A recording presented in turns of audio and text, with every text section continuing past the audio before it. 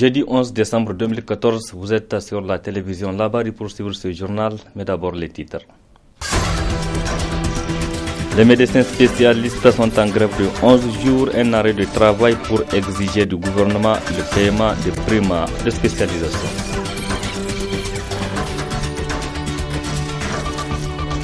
Près de 3 ans après l'incendie qui a ravagé le petit marché de Niamey, les revendeurs et détaillants de ce centre commercial attendent de connaître leur sort.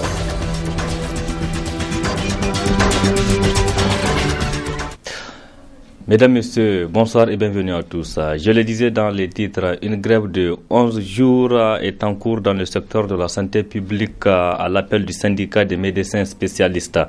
Un arrêt de travail pour exiger du gouvernement les primes de spécialisation. Le compte rendu avec Arieta Sala et Sadoudoumi. Encore une grève dans le secteur de la santé, c'est celle des médecins spécialistes à la énième du genre, pour exiger du gouvernement, entre autres, le paiement des primes de spécialisation et la bonification des médecins. On est sorti d'une grève de 3 semaines et toujours sans satisfaction par rapport à notre revendication. Notre revendication qui n'est rien d'autre que rétablir la justice, c'est-à-dire faire l'équité entre les agents de l'État. Tout agent de l'État qui part se former au bout d'un an, tu reviens avec un diplôme, tu es classé. C'est-à-dire que tu as des avantages sur ton salaire. Nous, on fait 4, 5, 6 ans, on revient, on n'a aucun avantage sur le salaire. On ne gagne rien par rapport à cette formation, donc c'est ça qu'on devait corriger. Et jusqu'à présent, ce n'est pas fait. La seule particularité cette fois-ci, il y a les négociations qui ont commencé sous l'égide d'un groupe d'associations islamiques dirigé par l'ANASI qui nous ont contactés, ils ont contacté le gouvernement. Et bien, nous sommes revenus sur la table de négociation. On espère peut-être que cela va aboutir. Si tel est le cas, tant mieux. Mais dans le cas contraire, la série de grèves, eh bien, nous serons obligés de les continuer jusqu'à satisfaction de la revendication. La base a entamé cette grève avec détermination. Eh bien, ils sont stricts là-dessus. C'est pour que désormais, qu'il n'y ait plus même cette question de venir dire on va faire tel nombre de jours, non. S'il y a quelque chose qui ne va pas, automatiquement, c'est une reconduction tacite de choses. Le mutisme du gouvernement face aux multiples grèves du syndicat des médecins spécialistes amène les responsables du SMES à s'interroger. Ce silence-là, c'est parce que eux, directement, ils ne sentent pas le besoin. Quand ils sont malades, ils préfèrent partir se faire soigner dans les autres pays. Et le pauvre Nigérien qui est là, qui n'a autre solution que les spécialistes nigériens, c'est lui qui est en train de tramer. Si c'était eux qui souffraient comme eux, eh bien, ils allaient régler cette question depuis longtemps. On est convaincu de ce qu'on fait. On sait que c'est dans l'intérêt de ce pays-là. Parce que si aujourd'hui les médecins spécialistes ne sont pas bien traités, eh bien, à quoi allons-nous se confronter? Les jeunes médecins généralistes ne vont pas se spécialiser. S'ils ne se spécialisent pas, ça veut dire que ce pays n'aura pas de spécialistes. Et à la longue, soit tu as les moyens de te faire traiter ailleurs, ou bien tu pars le faire, ou bien tu n'as pas les moyens, et bien tu vas crever sur place. C'est ça que nous voulons combattre. Le SMES, qui tient le gouvernement seul responsable des conséquences des grèves des médecins spécialistes, réaffirme sa détermination à faire aboutir à ces légitimes revendications. À l'occasion de la célébration de la Journée internationale des droits de l'homme, hier, le collectif des organisations de défense des droits de l'homme et de la démocratie, QUAD, a publié son rapport sur les conditions des détenus. Un rapport publié après des enquêtes dans les maisons d'arrêt du Niger. Précision avec Nafisa Zakou et Sadoudoumi. Le présent rapport témoigne de l'engagement réel. C'est le 4e rapport du collectif des organisations de défense des droits de l'homme et de la démocratie QUAD à l'occasion de la Journée internationale des droits de l'homme de publier un rapport sur les droits de l'homme au Niger. Cette année, le QUAD s'est intéressé à la situation des détenus, une façon pour cette structure d'œuvrer pour la défense et la protection de l'homme en milieu carcéral. Au Niger, on peut affirmer qu'il n'y a pas d'éducation formelle dans les maisons d'arrêt. Il n'y a aucun cadre formel assurant la formation continue et de qualité dans tous les lieux de détention visités par les équipes du QUAD. Cependant, il arrive que des maîtres de manière isolée, certaines organisations non gouvernementales telles que les CICR et Prisonniers sans frontières prennent en charge l'éducation des mineurs. L'éducation coranique est une réalité et prend de l'ampleur en milieu carcéral à l'image de la société nigérienne dans son ensemble. En principe, la détention en milieu carcéral n'est pas synonyme de rupture totale avec le monde extérieur. Le détenu a le droit de communiquer avec sa famille, ses amis et tout simplement le monde extérieur. C'est ainsi que les prisonniers sont parfois autorisés à faire usage d'un téléphone sous la stricte surveillance d'un agent pénitentiaire. Les investigations menées par les codes ont relevé qu'une grande partie de la population carcérale est en attente de jugement. Selon une enquête menée par les codes en 2011 à la maison d'arrêt de Niamey, sur une population carcérale de 876, on dénombre 63,35% des prévenus en attente de jugement contre 36,65% des condamnés.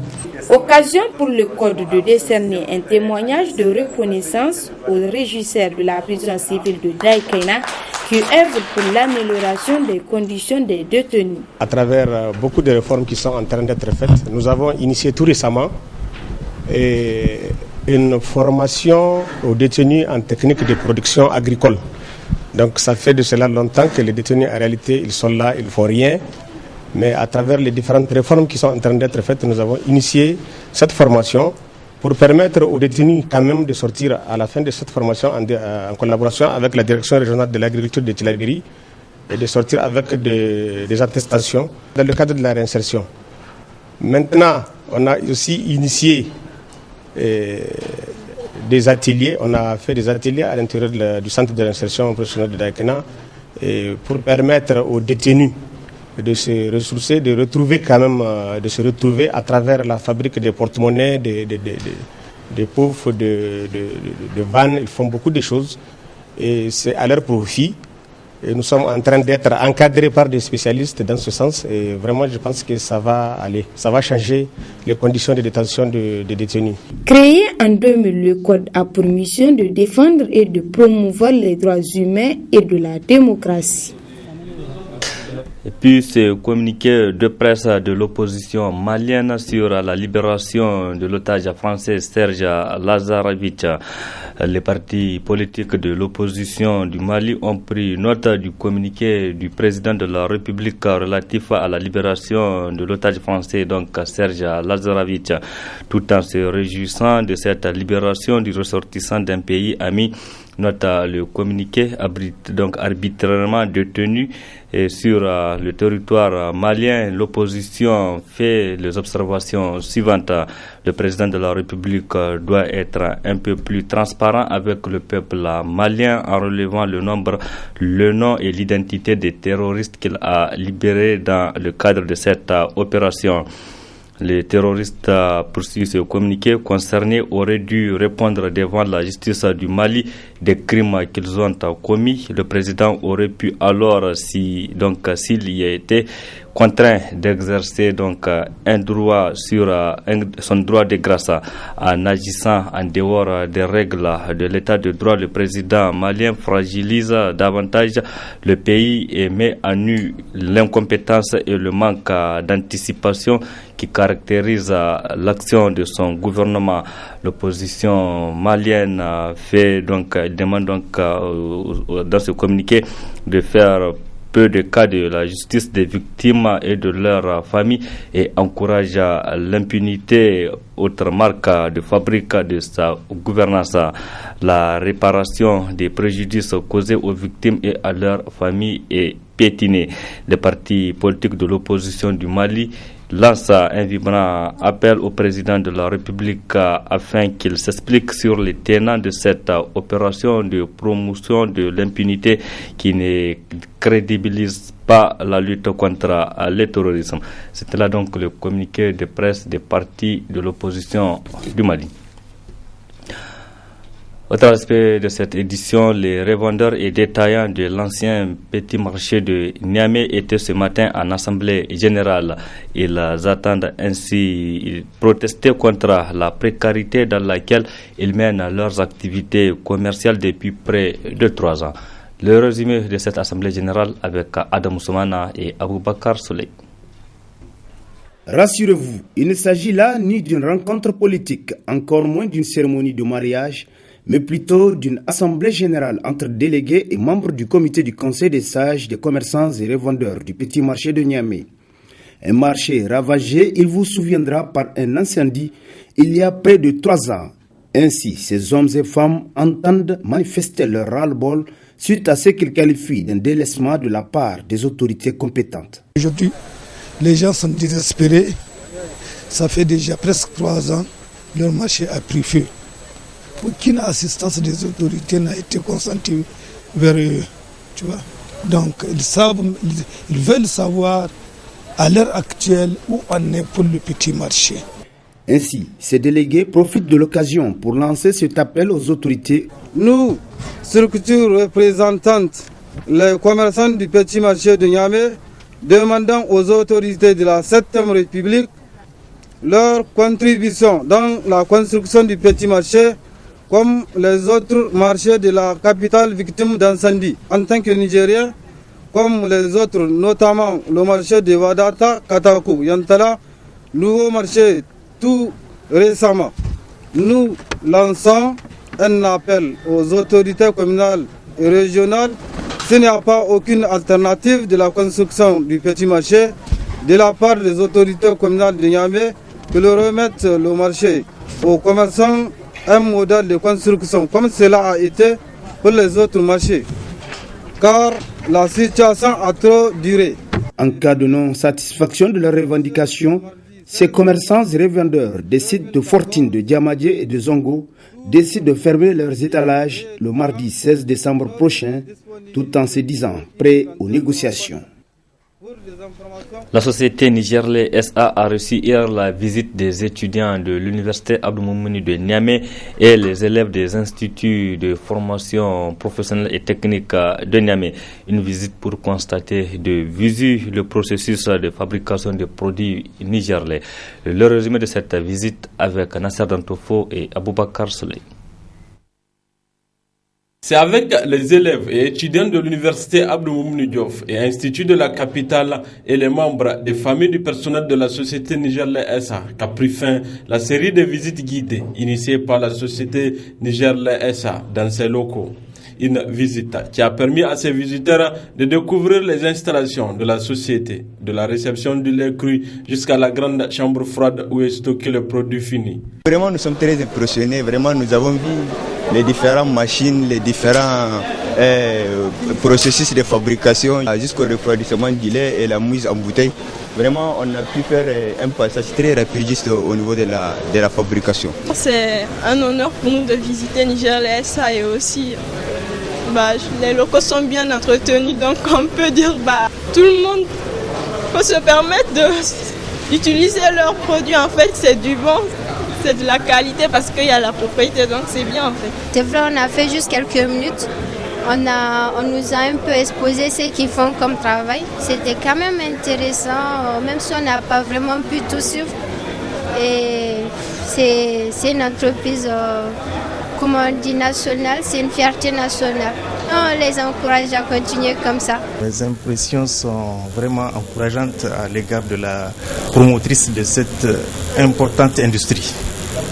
Surtout à celui qu'on attribue une portion de responsabilité au Niger, fait comme la brave dame, le Niger serait parti loin.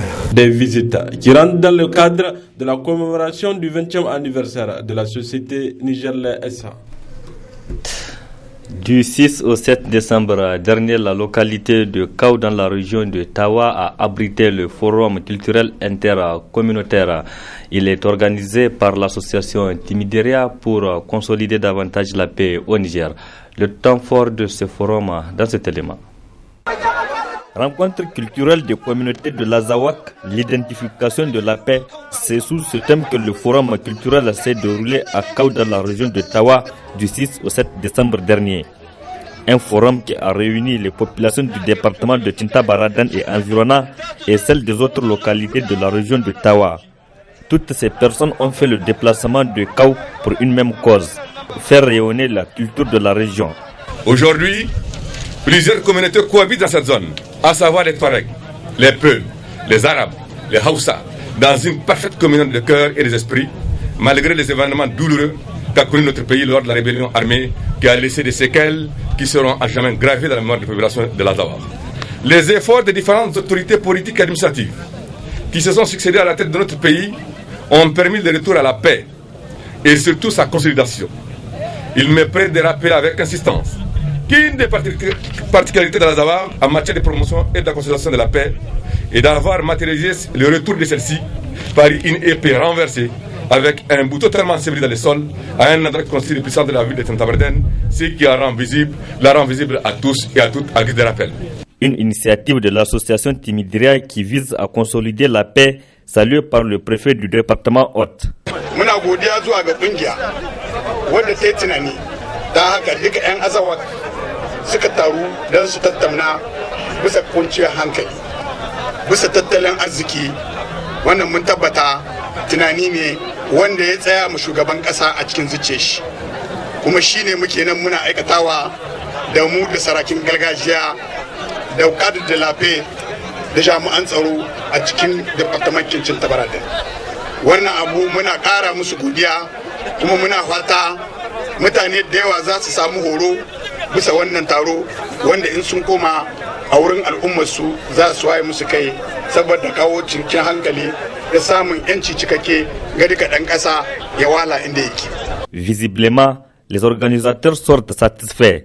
L'objectif du forum de Kao est atteint. Ce forum, nous l'avons organisé tout simplement pour garantir, c'est-à-dire la cohésion sociale entre les communautés. Parce que pour nous, l'un des deux grands facteurs en fait pour les droits humains, c'est d'abord la stabilité, c'est la paix. Encore, ce forum nous donne aussi l'occasion avec les pays qui sont là comme la Mauritanie et le Mali, en fait, de faire un état des lieux des suivis des recommandations de la conférence de Bamako.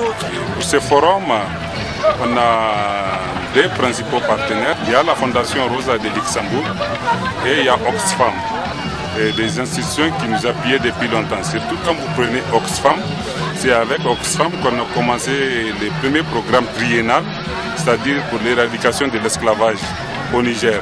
Ce programme-là, qui a été reconduit à plusieurs reprises, a permis quand même d'avoir des résultats beaucoup plus significatifs. La Fondation Rosa de Luxembourg, ce n'est que l'année passée qu'on a qu'on a signé un programme triennal avec eux. C'est-à-dire, c'est des programmes sur 3 années qui seront toujours reconduits, comme ce qu'on faisait avec Oxfam. Pour joindre l'utile à l'agréable, les participants ont eu droit aux courses hippiques et des chameaux sous le rythme de Tandé.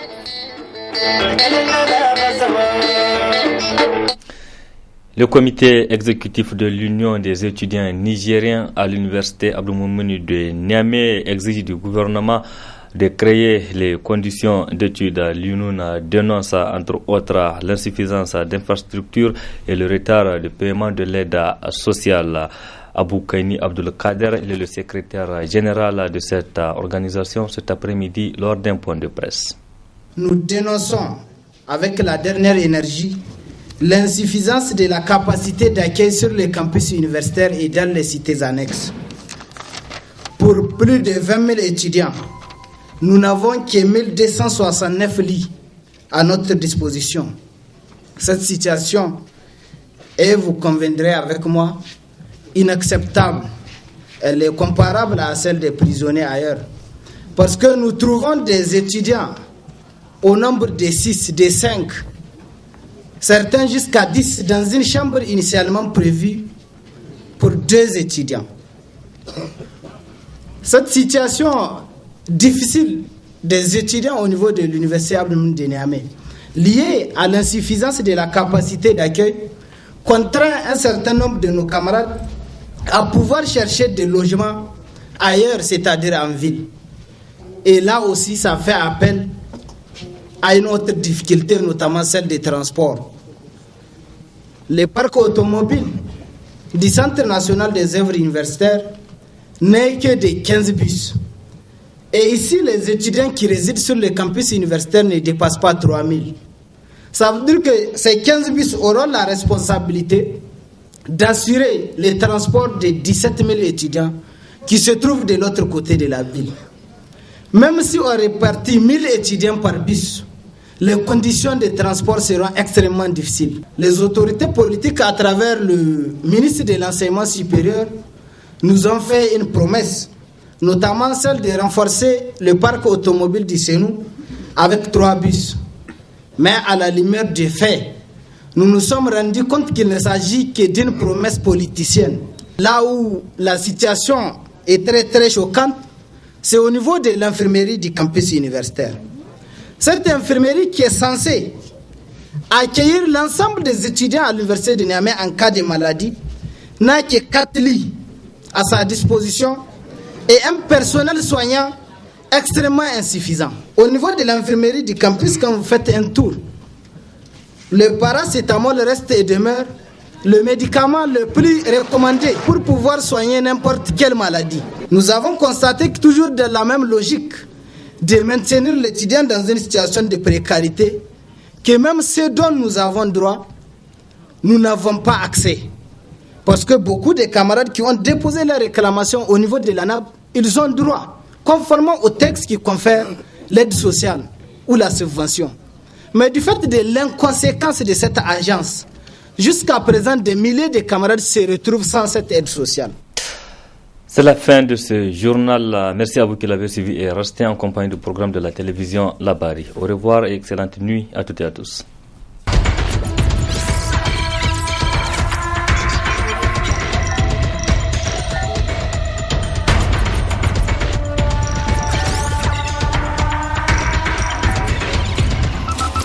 Audio Jungle.